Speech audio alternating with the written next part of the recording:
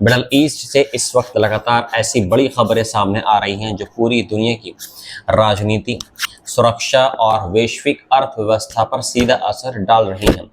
आज की इस विशेष रिपोर्ट में हम आपको बताएंगे कि आखिर क्यों अमेरिकी राष्ट्रपति डोनाल्ड ट्रंप को स्ट्रेट ऑफ हार्मोज पर लगाया जाने वाला 20% शुल्क आखिरी में वापस लेना पड़ा, लेकिन इसके बावजूद अमेरिका ने ईरान के खिलाफ सैन्य दबाव क्यों और ज़्यादा बढ़ा दिया।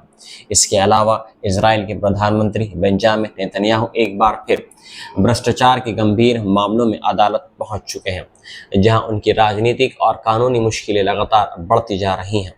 वहीं ईरान ने दावा ये किया है कि अमेरिकी सेना ने पहली बार सीधे उसके सैन्य बैरक पर मिसाइल हमला किया है, जिसमें कई सैनिकों की मौत हुई है, और तेहरान ने इसका कड़ा जवाब देने की चेतावनी भी दे दी है। क्या मिडल ईस्ट एक और बड़े युद्ध की ओर बढ़ रहा है? क्या कूटनीति पूरी तरह विफल हो चुकी है और इन घटनाओं का दुनिया पर क्या असर पड़ सकता है? आइए जानते हैं आज की तीनों सबसे बड़ी अंतर्राष्ट्रीय खबरें विस्तार से। अमेरिका के राष्ट्रपति डोनाल्ड ट्रंप ने स्ट्रेट ऑफ हार्मोज से गुजरने वाले मालवाहक जहाजों पर प्रस्तावित 20% शुल्क लागू होने से कुछ घंटे पहले ही उसे वापस लेने का ऐलान कर दिया है। हालांकि इसके साथ ही अमेरिका ने ईरानी बंदरगाहों की नौसैनिक नाकेबंदी जारी रखी हुई है और ईरान के खिलाफ सैन्य कार्रवाई को भी जारी रखने का आदेश दे दिया है। ट्रंप ने मंगलवार को कहा कि मिडल ईस्ट के नेताओं के साथ हुई बेहद सकारात्मक और उत्पादक बातचीत के बाद उन्होंने ये फैसला लिया है। उनके अनुसार खाड़ी क्षेत्र के कई देशों ने अमेरिका के साथ व्यापार और निवेश बढ़ाने का भरोसा दिया है, इसलिए जहाज़ों पर शुल्क लगाने की आवश्यकता नहीं रही है। हालांकि उन्होंने ये नहीं बताया है कि किन देशों ने ये प्रस्ताव दिया है, समझौते की कीमत कितनी है और वे कब लागू होंगे। ये फैसला ट्रंप के पहले दिन दिए गए बयान से बिल्कुल उलट माना जा रहा है।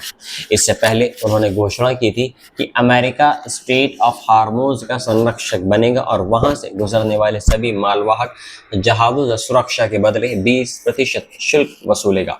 लेकिन शुल्क लागू होने से लगभग 5 घंटे पहले उन्होंने अपना रुख बदलते हुए कहा कि किसी भी देश को अंतर्राष्ट्रीय समुद्री मार्ग से गुजरने वाले जहाज़ों पर कोई शुल्क नहीं लगाना चाहिए। ट्रंप का ये प्रस्ताव उनकी अपनी सरकार की घोषित नीति से भी अलग था। पिछले महीने ही अमेरिकी विदेश मंत्री मार्को रूबियो ने स्पष्ट बोल दिया था कि अंतर्राष्ट्रीय समुद्री मार्गों पर कोई भी देश टोल टैक्स से शुल्क नहीं लगा सकता है और अंतर्राष्ट्रीय कानून के तहत स्ट्रेट ऑफ हार्मोज सभी देशों के लिए खुला रहना चाहिए। ट्रंप के इस फैसले ने यह भी स्पष्ट कर दिया है कि अमेरिका के पास ऐसा कोई ही तय यंत्र नहीं है जिसके जरिए इस शुल्क को लागू किया जा सके या उससे वसूली जा सके। इस प्रस्ताव का कई देशों और अंतर्राष्ट्रीय समुद्री संगठनों ने विरोध किया था। ब्राजील के राष्ट्रपति लुइज इनासियो लुला दा सिल्वा ने इसे समुद्री डकैती जैसा कदम बताया था, जबकि संयुक्त राष्ट्र की अंतर्राष्ट्रीय समुद्री एजेंसी ने भी इस योजना पर आपत्ति जताई थी। इससे पहले ट्रंप अमेरिकी नौसैनिक कार्रवाई को बेहद लाभदायक कारोबार बता चुके हैं। उन्होंने दावा ये किया था कि अमेरिकी बलों ने ईरानी तेल और मालों को जब्त कर लिया है और एक कार्यक्रम के दौरान उन्होंने यहाँ तक बोल दिया था कि हम कुछ हद तक समुद्री डाकुओं की तरह काम कर रहे हैं। अब उनका ये कहना है कि अंतर्राष्ट्रीय समुद्री मार्गों पर किसी प्रकार का शुल्क नहीं लगाया जाना चाहिए। उनकी नीति में एक और बड़ा बदलाव माना जा रहा है। अमेरिका की व्यापक रणनीति भी पिछले कुछ महीनों में लगातार बदलती रही है। मार्च में ट्रंप ने नाटो, चीन, जापान और दक्षिण कोरिया स्ट्रेट ऑफ हार्मोज को दोबारा सुरक्षित बनाने में सहयोग मांगा था, लेकिन किसी भी देश ने इसमें भाग नहीं लिया। इसके बाद उन्होंने कहा कि अमेरिका को किसी की मदद की जरूरत नहीं है। मई में उन्होंने प्रोजेक्ट फ्रीडम नाम से अमेरिकी नौसैनिक एस्कॉर्ट मिशन शुरू करने की घोषणा की थी, लेकिन केवल 2 दिन के बाद उसे रोक दिया गया। 19 मई को ईरान पर प्रस्तावित अमेरिकी हमलों को भी खाड़ी देशों के विरोध के बाद स्थगित कर दिया गया था। अमेरिका और इजराइल के लगातार सैन्य अभियानों के बावजूद स्ट्रेट ऑफ हार्मोज में सामान्य समुद्री व्यापार पूरी तरह बहाल नहीं हो सका है। ब्रिटेन की संसद के एक शोध के अनुसार इस संघर्ष के कारण खाड़ी क्षेत्र से कच्चे तेल के जहाजों की आवाजाही में लगभग 95% और एलएनजी परिवहन में लगभग 99% की गिरावट दर्ज की गई है। सैन्य जानकारों का मानना है कि यदि अमेरिका बलपूर्वक इस समुद्री मार्ग को पूरी तरह खोलना चाहता है तो इसके लिए कहीं अधिक बड़े नौसैनिक बेड़े और बड़ी संख्या में अतिरिक्त सैनिकों की आवश्यकता होगी। तनाव का मौजूदा दौर 7 जुलाई को उस समय शुरू हुआ जब ईरान ने ओमान के समुद्री क्षेत्र से गुजर रहे कुछ व्यावसायिक जहाजों पर कार्रवाई की थी। ये वही दक्षिणी समुद्री मार्ग था जिसे अमेरिका सुरक्षित विकल्प के रूप में बढ़ावा दे रहा था। ईरान की इस्लामिक रेवोल्यूशनरी गार्ड कॉर्प्स यानी IRGC ने दावा ये किया था कि संबंधित जहाजों ने कई चेतावनियों के बावजूद एक अवैध मार्ग का इस्तेमाल किया था। इसके जवाब में अमेरिकी सेंट्रल कमांड ने कहा कि उसने ईरान के 80 से अधिक सैन्य ठिकानों पर हमले किए हैं, जिनमें air defence system, radar station, antiship missile ठिकाने और नौसैनिक सुविधाएं शामिल थीं। इसके बाद दोनों पक्षों के बीच कई दिनों तक सैन्य कार्रवाई जारी रही। मंगलवार को अमेरिकी सेना ने बुशहर और बंदर अब्बास के बंदरगाहों के अलावा केशम और कीम द्वीपों पर भी कई ठिकानों को निशाना बनाया।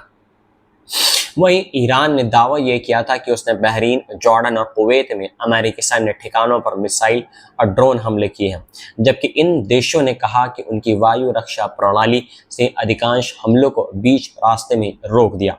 जून में हुए 14 सूत्री इस्लामाबाद समझौते के तहत ईरान ने 60 दिनों तक अंतर्राष्ट्रीय व्यापारिक जहाजों को बिना किसी शुल्क के सुरक्षित मार्ग उपलब्ध कराने का आश्वासन दिया था। इसी समझौते में 60 दिनों के भीतर स्थायी समाधान के लिए बातचीत का भी प्रावधान रखा गया था। ऐसे समय में ट्रंप द्वारा प्रस्तावित वापस लेना और साथ ही सैन्य दबाव बनाए रखना इस पूरे क्षेत्र में जारी तनाव को एक दिशा देने वाला कदम माना जा रहा है। इजराइल के प्रधानमंत्री बेंजामिन नेतन्याहू बुधवार को एक बार फिर यरूशलेम की एक अदालत में पेश हुए, जहां उनके खिलाफ चल रहे बहुचर्चित भ्रष्टाचार मामले की सुनवाई दोबारा शुरू हुई। अदालत परिसर से सामने आए वीडियो में नेतन्याहू को कोर्ट में प्रवेश करते हुए देखा गया। इस सुनवाई में इजराइल के मंत्री ज़ेव एल्किन ने गवाही दी, जिनका नाम केस 2000 की चार्जशीट में कई बार शामिल किया गया है। इसी मामले में नेतन्याहू पर धोखाधड़ी और विश्वासघात यानी ब्रीच ऑफ ट्रस्ट के आरोप लगाए गए हैं। स्थानीय मीडिया रिपोर्टों के अनुसार यह सुनवाई 20 जुलाई तक ऐसे ही जारी रहेगी, जिसके बाद अदालत गर्मियों की छुट्टियों के लिए अवकाश पर चली जाएगी। सितंबर की शुरुआत में सुनवाई दोबारा शुरू होगी और अदालत ने फैसला ये किया है कि अक्टूबर की छुट्टियों के बाद इस मामले की सुनवाई सप्ताह में 5 दिन की जाएगी, ताकि मुकदमे की प्रक्रिया तेज की जा सके। इसी बीच इजराइल में 27 अक्टूबर को आम चुनाव होने हैं, जिनमें बेंजामिन नेतन्याहू एक बार फिर प्रधानमंत्री बनने की कोशिश कर रहे हैं। बेंजामिन नेतन्याहू पर 3 अलग अलग भ्रष्टाचार मामलों में केस 1000, केस 2000, केस 4000 में रिश्वतखोरी, धोखाधड़ी और विश्वासघात के आरोप लगाए गए हैं। नवंबर 2019 में तत्कालीन अटॉर्नी जनरल अविचाई मेडोबलिस्ट ने उनके खिलाफ आरोप पत्र दाखिल किया था। केस 1000 में आरोप यह है कि नेतन्याहू और उनके परिवार ने कई उद्योगपतियों और कारोबारी हस्तियों से महंगे उपहार प्राप्त किए हैं और बदले में उन्हें राजनीतिक लाभ पहुंचाया है। केस 2000 में आरोप है कि नेतन्याहू ने प्रमुख अखबार यदियोत अहनारोत के प्रकाशक और नॉन मोजेस के साथ सकारात्मक मीडिया कवरेज हासिल करने के लिए बातचीत की थी। वहीं केस 4000 में आरोप है कि उन्होंने दूरसंचार कंपनी बेजे के पूर्व मालिक शाउल एलोविच को सरकारी नियामकीय लाभ पहुंचाए और बदले में उनके कंट्रोल वाली समाचार वेबसाइट वाला पर अपने पक्ष में खबरें प्रकाशित करवाईं। नेतन्याहू के खिलाफ यह मुकदमा वर्ष 2020 में शुरू हुआ था।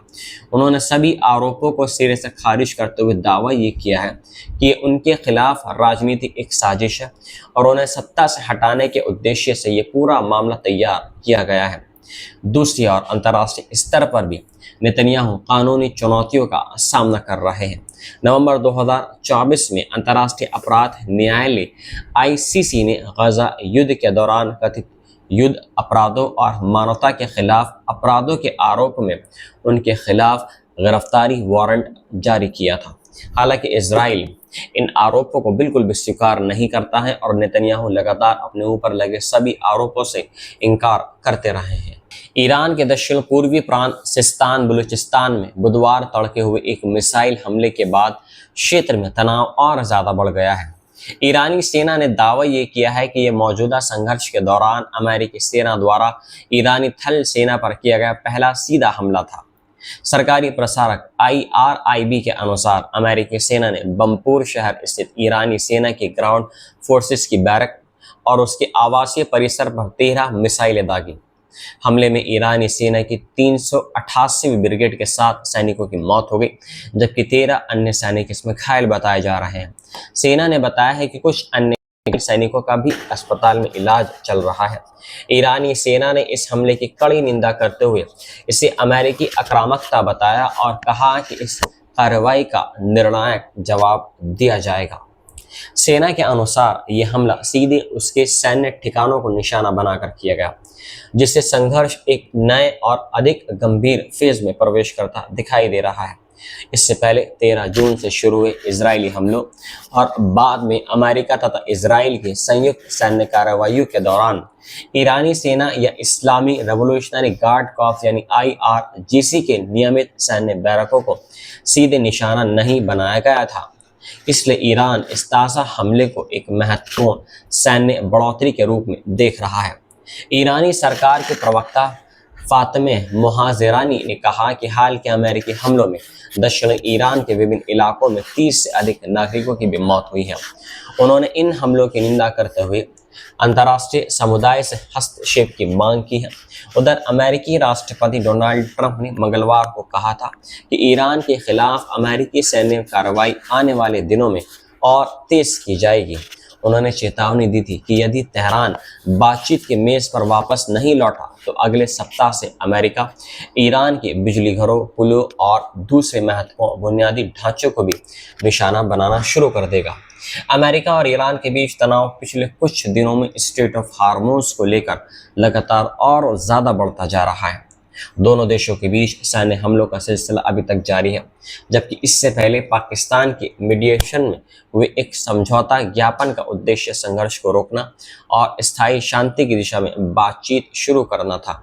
हालांकि ईरानी संसद की राष्ट्रीय सुरक्षा समिति पहले ही कह चुकी है कि मौजूदा हालात को देखते हुए वह समझौता अब प्रभावी नहीं माना जा सकता है।